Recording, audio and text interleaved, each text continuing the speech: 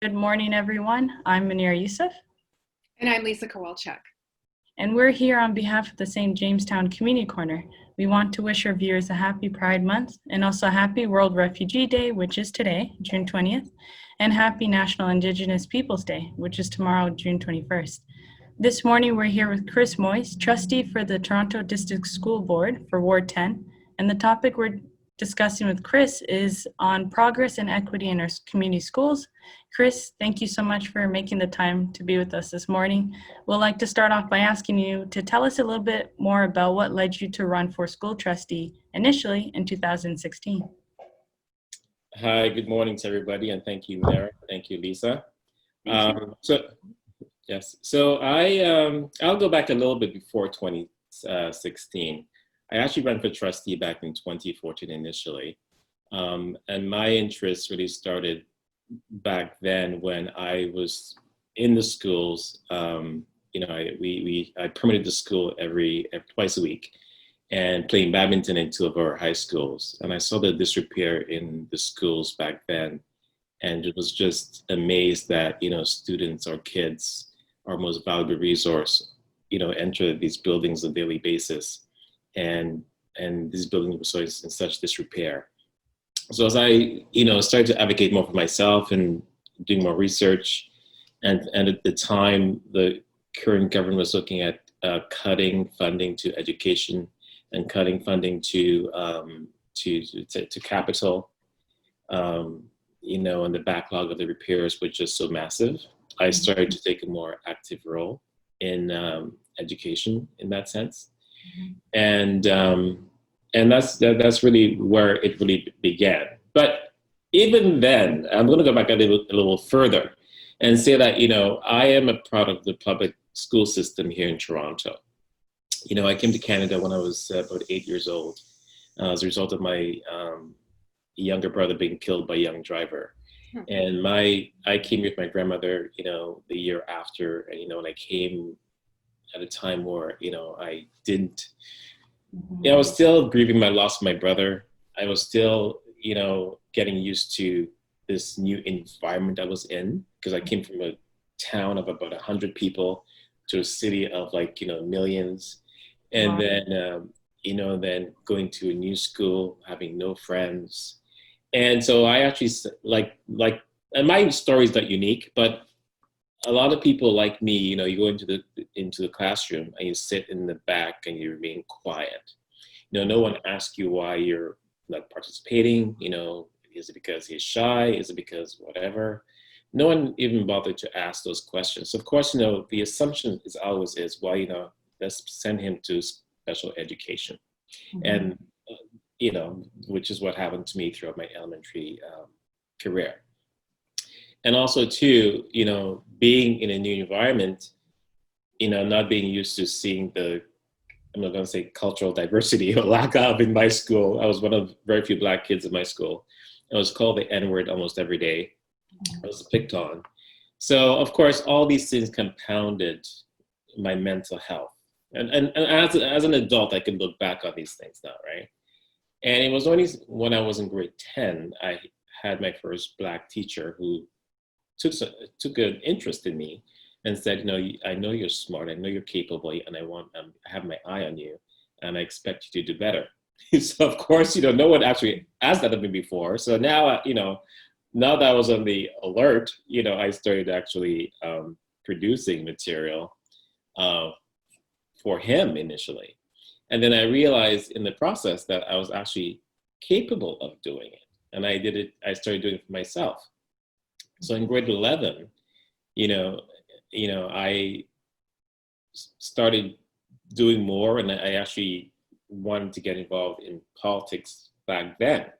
And I ran for high school president, school council president, right?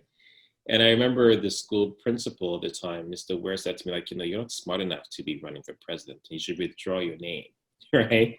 Wow. And being as stubborn as I am then as I am now, I refused, right?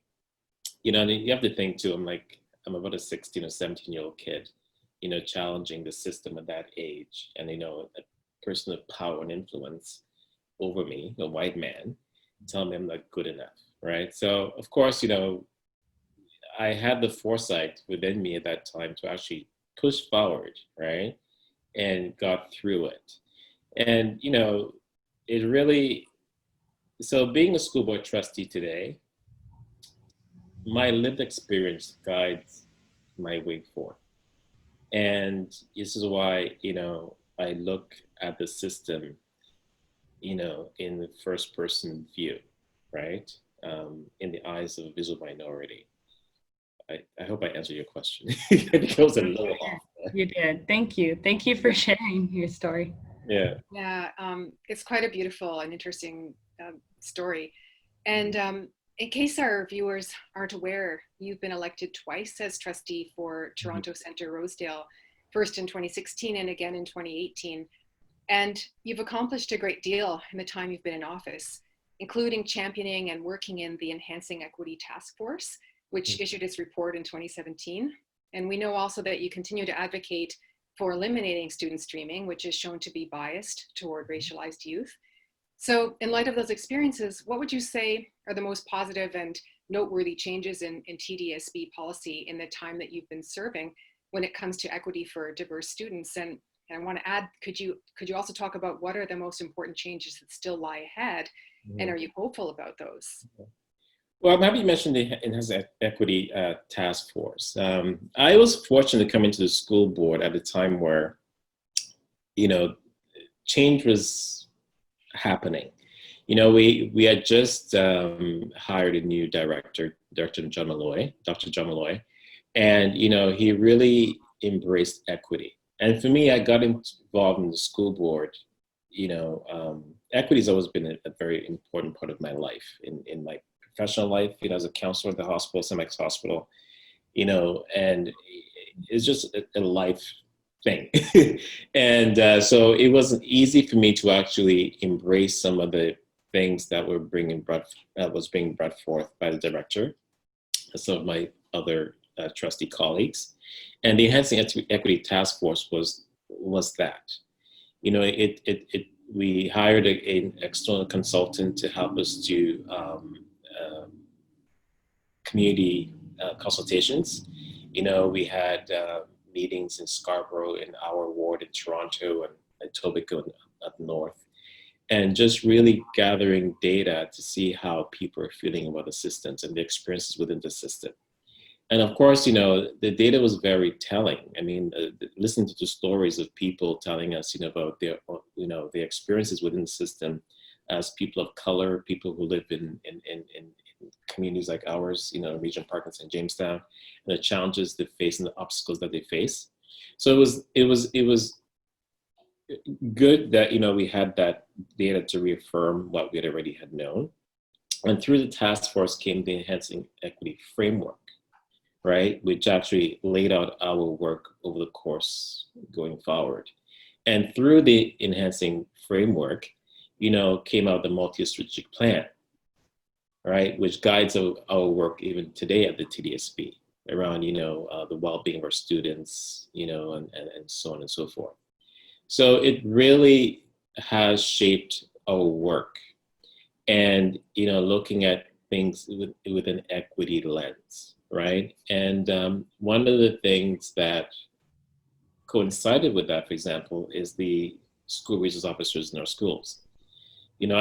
For the entire time I've been at the school board, I've actually sat on the Black Student Achievement Advisory Committee of the board. And as of today, I'm actually the co-chair of that committee. And, one of the things we championed, for example, is the uniformed officers in our high school. I put a motion forth based on the feedback I received from that committee. And, I asked the board to review the uniformed officers in our schools, because the stories I've been hearing were just, awful, right? Especially around for Black kids, and their experiences about, carding in the schools. The officers will stop the Black kids in the schools, take down the information, and then go back to the station when, because they are police officers, right? they got the information, and they go back to their station and put the information in the computer. And then when these kids are stopped on the streets, you know, in their community, there's already a record of them on the system. And most people don't know how the heck that happened, right? And also too, you know, one of the things that we learned about the SRO program is that, you know, there's really no guidelines as to what the officers did in the schools. I mean, they were there, you know, they may play basketball with the kids, whatever, but really there's no guidelines for them. And most people don't know that it was actually a free service provided by the Toronto Police Service, right? It was a $21 million a year initiative, free to the TDSB, right? But, you know, nothing is really free, as we all know, right? There's always a price to these things. So through our consultation, you know, kids were telling us that, you know, they were, in a sense, sometimes they were given a trespass notice that they cannot come to the school, right? Which goes around our expulsion and suspension, you know, policies, right? Another piece is that they were threatened at times, you know, bullied. And also to one kid said to me, who actually lives in the Regent Park community, that, you know, he actually stopped going to school and, you know, he started taking marijuana and other drugs because of his anxiety of going to school every day. So hearing these things, you know, as a school board, we could not listen to that and ask the officers to leave, right? You know, and of course, you know, and in my motion at the time, I also asked that, you know, we actually listen to the voices that are not normally heard. Because normally, like, you know, 90% of the organization with the public or whomever will say everything's fine. But the other 10% are not fine, right? And those are the voices that we need to listen to when you look at things in an equity lens.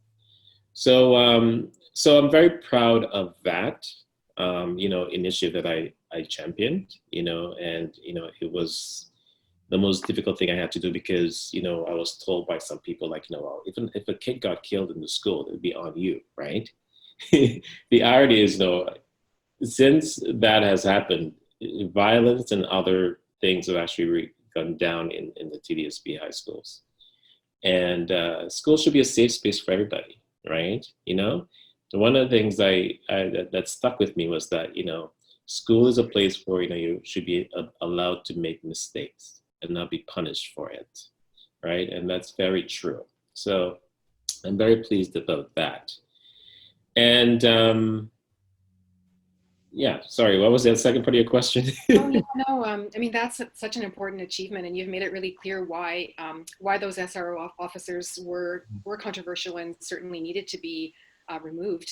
And so it sounds like that's one of the most important changes that, that you've been instrumental in having come about. And I wonder if there's like what you see as the most important changes that lie ahead that still need to be done, and how hopeful are you about those? Yeah. Well, again, just to add to, before I answer that question, you know, I mean, another piece too is the streaming piece of that, right? You know, I'm going to say a victim of streaming. Because when I was in high school myself, you know, being told I'm not good enough, you know, you should just go to, you know, not academic, but applied. And that's what I did, right? I took the advice of the adults in the room that knew better.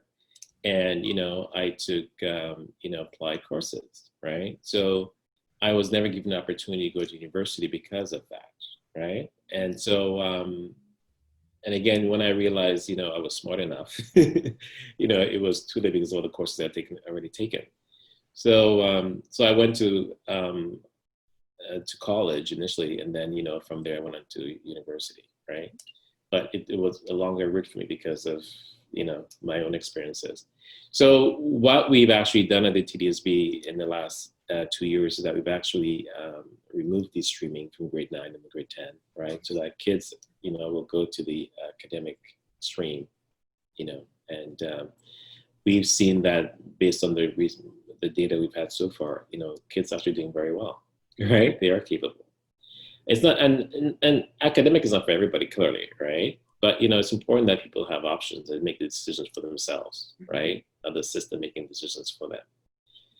And another piece too that I'm very proud of too is that, you know, 11% of kids in the system are Black, right?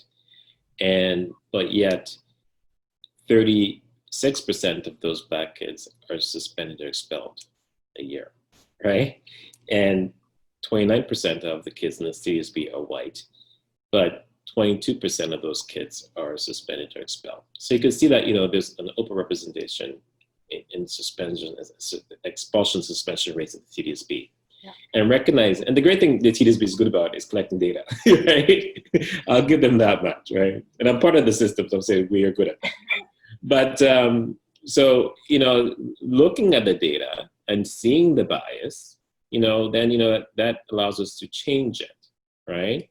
And we have actively started doing that. And we've been putting, principals on notice about that, right? As a trustee, one of the things I have input in, for example, and I know I'm totally off base here because you might be asking your questions, but one of the things that, I'm insistent on is that, the principals and VPs, right, the administration, should reflect the community that they serve, right? Because I know again, it goes back, I look at my own experiences, and that's what guides me often, is that, I didn't see myself reflected in the system, right? So if you're going to, be Nelson Mandela, or, Lord Dufferin or elsewhere, when he goes Spruce Court, Market Lane, Rose Avenue, since I'm mentioning all the schools in the area there, you can see the administration is reflected in the community they serve, right? So the kids can see, what, I want to aspire to be a school principal one day, right? Or a superintendent or a trustee, because they see themselves, reflected in the admin, right? And it's also important to have teachers that reflect the community also, right? So that's been my push, and again, that goes back to employment equity, and it's also listed in our multi-strategic plan around employment equity. And I hold, the administration to the feet to the fire because we have this in writing now, right? Stick to it. So back to your question, we still have a long way to go, right? Some of these things I have to say, and I said this actually this past week at board.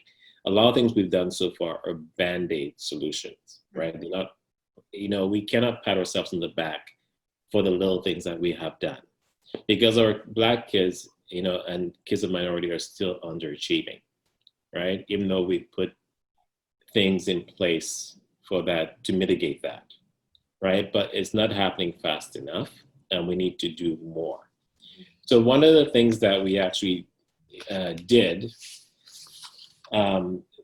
this week, actually, and which came out of the Enhancing Equity Framework, was that, create a Center for Excellence for Black Student Achievement. So this past week at board, we passed a motion that, we're going to create this Center for Excellence, effective immediately. We're working on it for September at a $750 million cost, right? Staffing of 18 staff, place where kids who, a safe space for kids to address their experiences around anti-Black racism. So we're very proud of that. That was passed unanimously by board this past week. And even though it's taken us 2 years, it shouldn't have taken us 2 years, because the Enhancing Equity Task Force happened back in 2017, and now we're in 2020. So, and I have to say that perhaps of the events of today that's happening around us sort of push it to the forefront, and the board found the will to do this, even though we've been pushing it for the last 3 years. Yeah. Because we've always been told, there's no money. Well, I'm happy they found the money now. So again, we have an Indigenous Center at the TDSB, and it's been an amazing place where Indigenous kids can go and learn about their culture. They have counseling, and the rest of us can go and learn also. Right. Maybe a center for Indigenous kids or a center for Black excellence is not only for those kids themselves, it's for all of us to go and learn, right? And change our behaviors, that is systemic in nature. Yeah. So I'm very pleased about that. one of the, and just to go back a little bit, I'm jumping around a little bit, but one of the motions I passed last year was a motion around dealing with incidents of racism and hate at the TDSB, right? Because one of the issues that happens at the TDSB is that, you have teachers that also experience hate and racism. Yeah. Like I know last year, one of the Black teachers said to me, who's new to the system, that, she had something up for Black History Month. And when she came back to her classroom, it was graffitied on, and, there was some words on there, and she was traumatized by it, right? So, I mean, and when she spoke to the principal about it, the principal just sort of brushed it aside, right? So again, these things happen, at every level, right? Be it you're a parent or guardian, a student, a staff member. Like, we all experience it in different ways. And even as a trustee, I experience it myself, right? And, I feel certain ways. So, this is why it's important to have structures in place, that, people can actually go and deal with things, right? And it's recorded, and there's a way forward to deal with it, and not be harmed by it when you do report it. Because there's also a fear of reprisal by people, be it students, teachers, and parents, right? I mean, this. So it's creating safe spaces for people. So yes, I feel we've done a lot, but I still feel there's a lot more to do, right?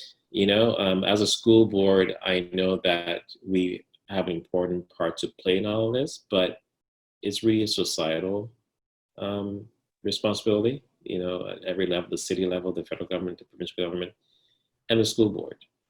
And though we do try to teach our kids the best we can, they also learn a lot of things from their parents and the community, right? So I mean, like, even I hate to give examples, but even last week, you may have heard, there was a video of some kids, I don't know if you saw it or not, but it became viral, and these kids were saying and doing things that were totally inappropriate, that was hurtful and harmful to their community, and we took steps to suspend them and all that stuff. But even then, like, even with all the things that we do, you still find there are people that are doing things and saying things that just, you just shake your head as to, like, why would you do this in 2020, right? Yeah. So anyways, but and one of the things that has helped me as a trustee is that, because you can't do this work alone, right? And then one of the things that helped me is that, the trustee table is very diverse, right? We have Tamil, we have Southeast Asians, and all sorts of people, right? I'm one of two Black trustees on the board, and we have some Jewish trustees. So, and we all come with our different experiences. Like, 3 of the trustees, were refugees at one point, right? Their parents were. So all these life experiences shapes the policies that, we partake in at the trustee table, because everybody has, comes with experience that's really important, right? So, yes, I know it was very long-winded. My apologies. It's fantastic, and we didn't know just how much progress had already been made, thanks to efforts like yours to eliminate streaming, and that you're already seeing evidence of how that's working. So it's really fantastic, and it sounds like from what you're saying, there's a lot of momentum and reasons to be hopeful, including the most recent policy shift that you mentioned about the Center for Excellence. Mm-hmm.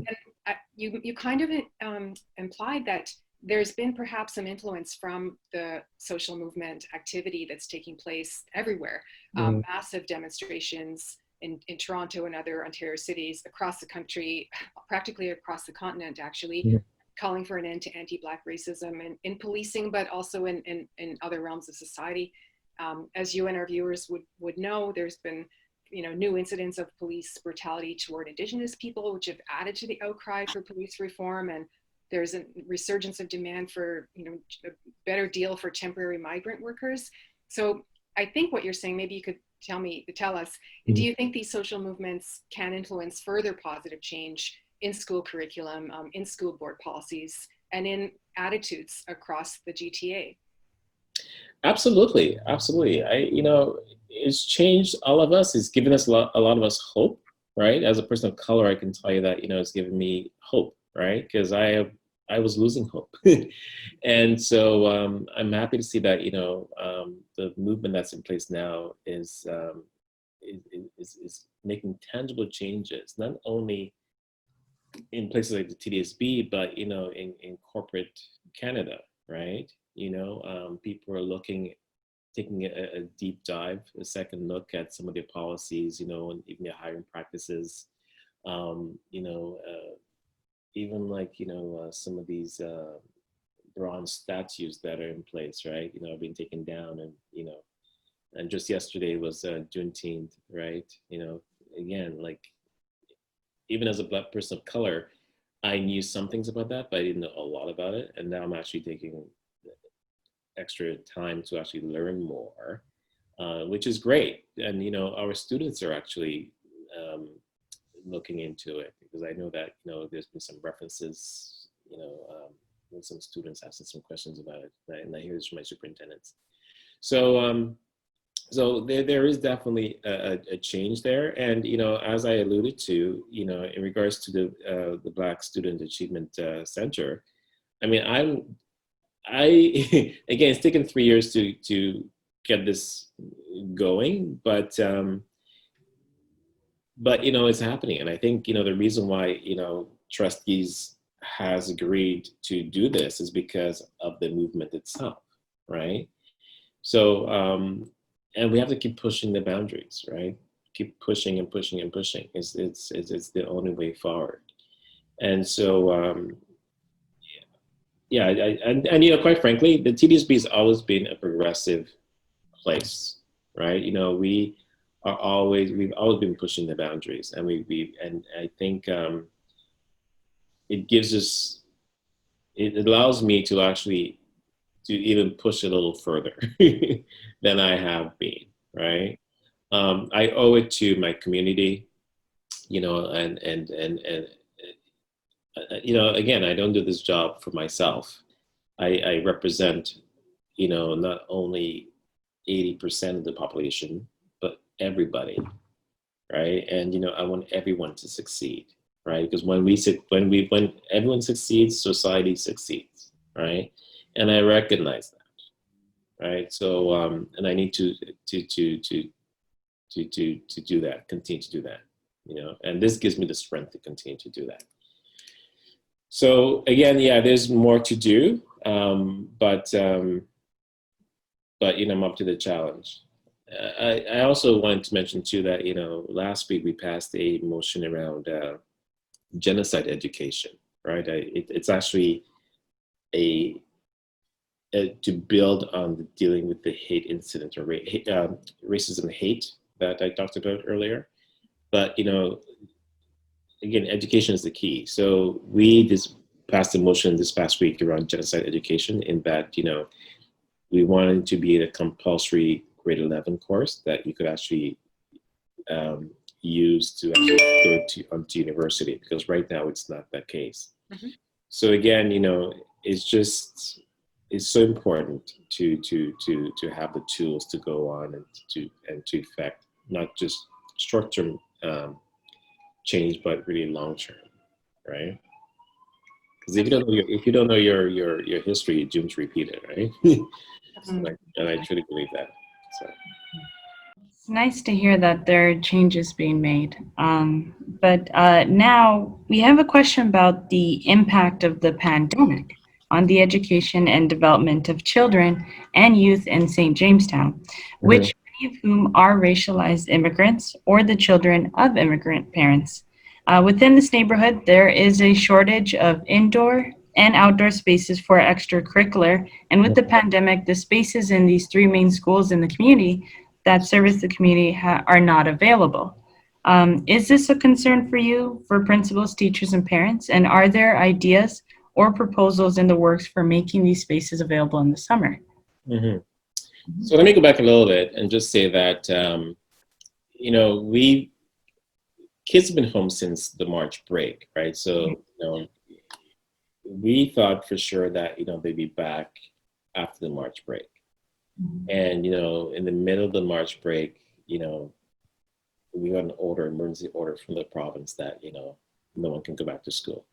So of course, teachers had their, a lot of the equipment, teaching tools at the school. Kids had their books and everything else in their desk, in their locker. So no one had anything and no one could enter the school, not even the principal, right? And I haven't been back to my office since March, because even our admin buildings, we're not allowed to go back into. So it's been a difficult transition for the educators and for the students, of course, for the parents, right? Community, we totally get that. But we've done the best we can with the little resources that we do have. And I think, educators actually have gotten a little better since then. One of the things that we did do, I want to mention here, is that we actually provided iPads and Chromebooks for kids who didn't have them. Initially, we thought we needed 35,000 based on our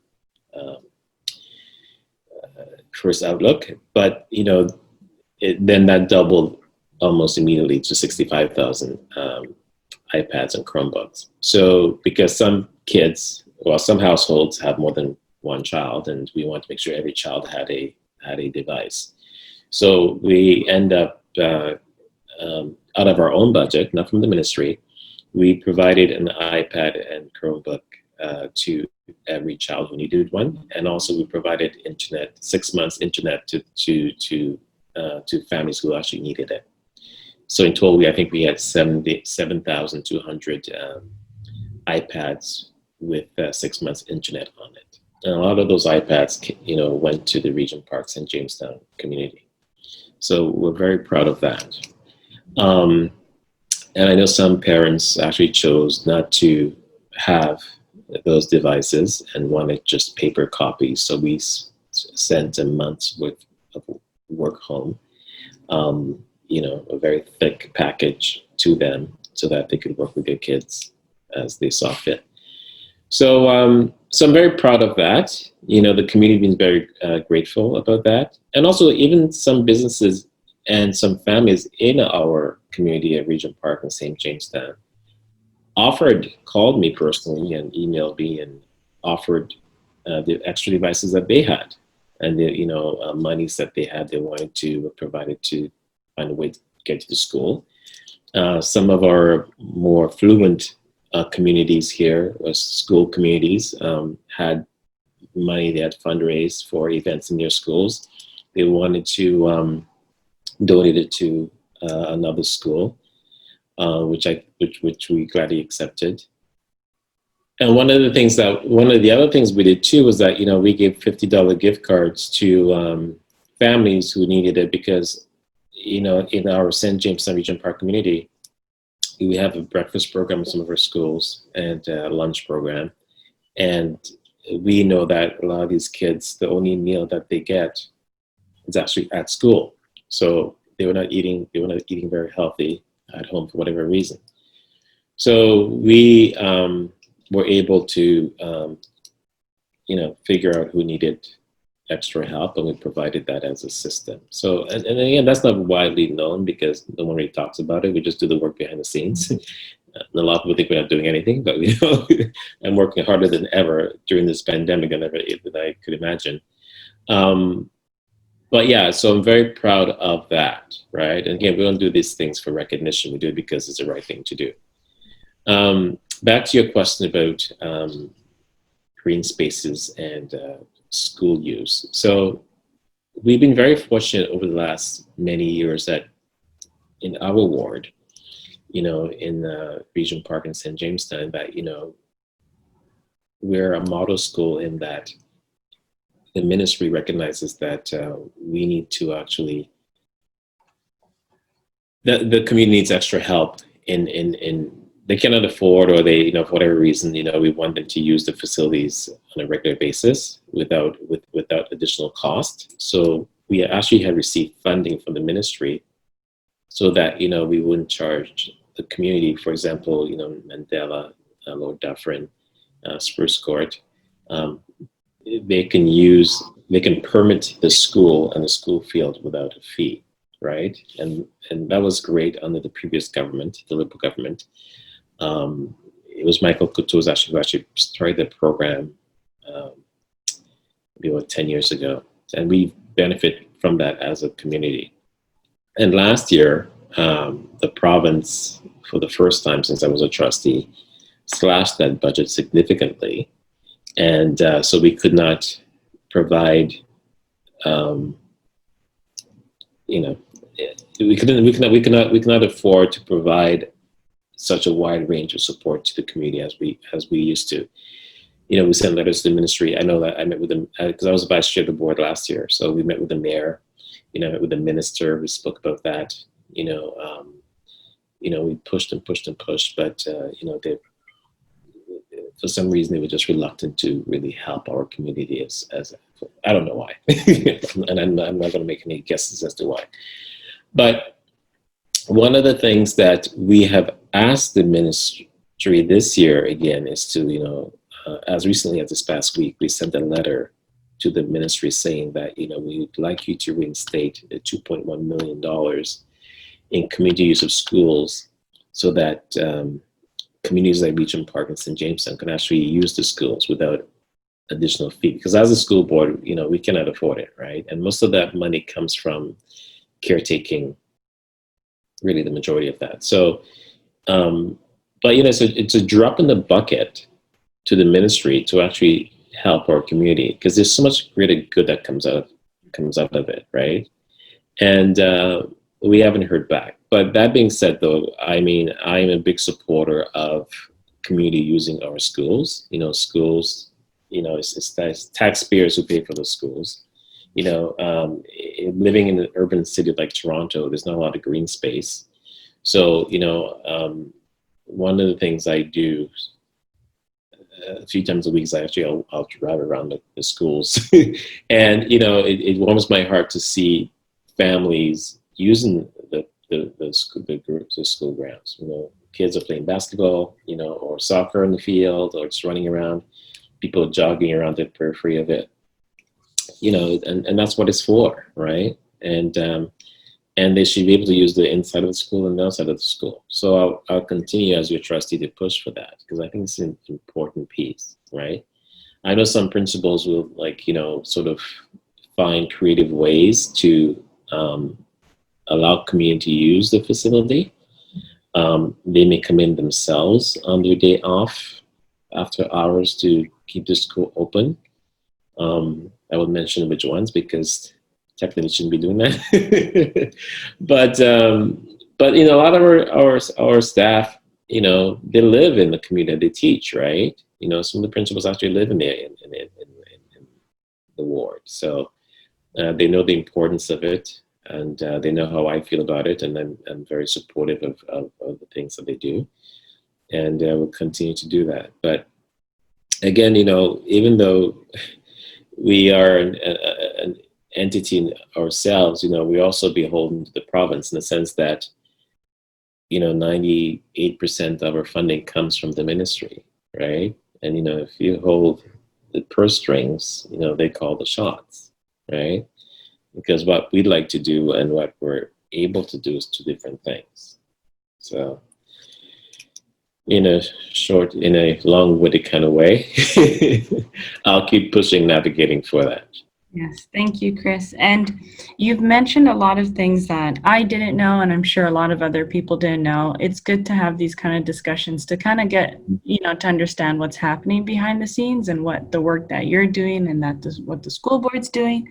But before we end this discussion, as you all know, this month is Pride Month. And I must ask, do you have a message for teachers, students, and parents of school kids about Pride? Well, I was the trustee. Well, I was one of 3 trustees on Wednesday to speak to Pride at our June board meeting. And, you know, there, well, let me refresh. I think it's important at this juncture in time to remember how Pride began. It was back in, what year was it? 51 years ago, right? Stonewall Riots. It was Black trans women who stood up against the police and fought back because they were being discriminated against, right? And you know, a lot of people died and were imprisoned, you know, during that time. And so here we are now, 51 years later, you know, and we have the George Floyd murder, because that's what it was. There are many people who died before him, and there's even more who died after him still, right? So when people look, I just think it's important that, you know, when people think of Pride, don't think of it just as a parade and fun and, you know, a party, because really it came out as a protest initially, and quite frankly, it is still a protest today, because a lot of the incidents that happened way back when is still happening today. We still have a lot of trans women who are still murdered. I think as recently as 2 weeks ago, 2 trans women were murdered in the U.S. Right, and as a counselor in the hospital, at St. Mike's Hospital, prior to being a trustee, I can tell you that the St. Mike's being the closest hospital to the village, you know, there were a lot of trans women and men who were assaulted by the police and by community members, right? And I had to counsel these people. So I know that this is very much present in today's society, and people, you know, we need to stand with our Indigenous brothers and sisters, you know, Black brothers and sisters, you know, our LGBTQ community brothers and sisters. You know, it's really all our fights. So hopefully, you know, 50 years from now, you know, we can come together and perhaps celebrate a more equitable country, you know, globally. But as of now, we're not there. But, you know, it's important to know our, as I mentioned before, important to know our past to determine where we are, you know, currently and how the future looks like. So just remember that Pride is not all about a party. It's a protest. It's about equity. Thank you. I Yeah. totally agree. Thank you.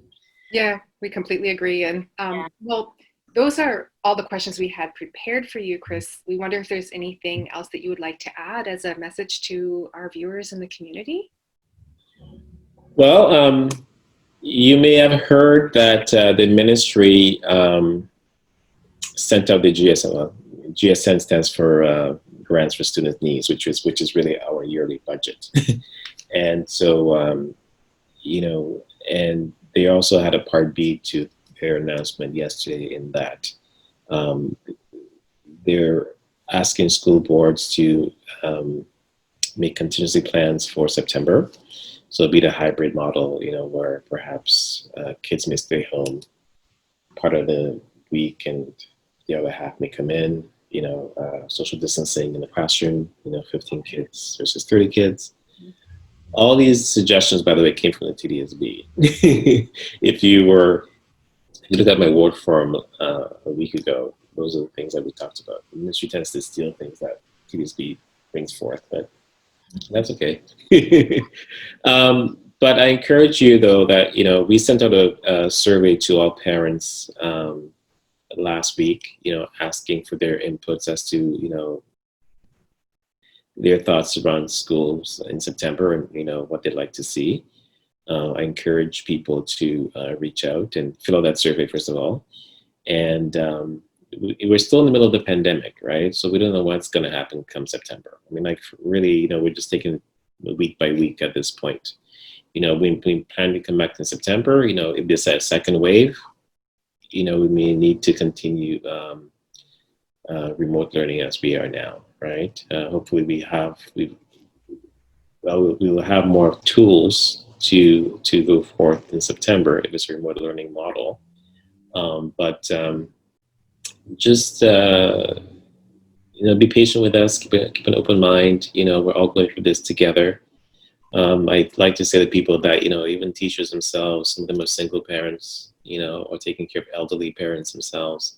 Some of them don't have the space conducive to teaching from home, right? So, I mean, I don't want people to make a lot of assumptions as to, what can and cannot be done. And just be patient with your school teacher, communicate with your school principal and teacher. They are available. We're still here working on your behalf.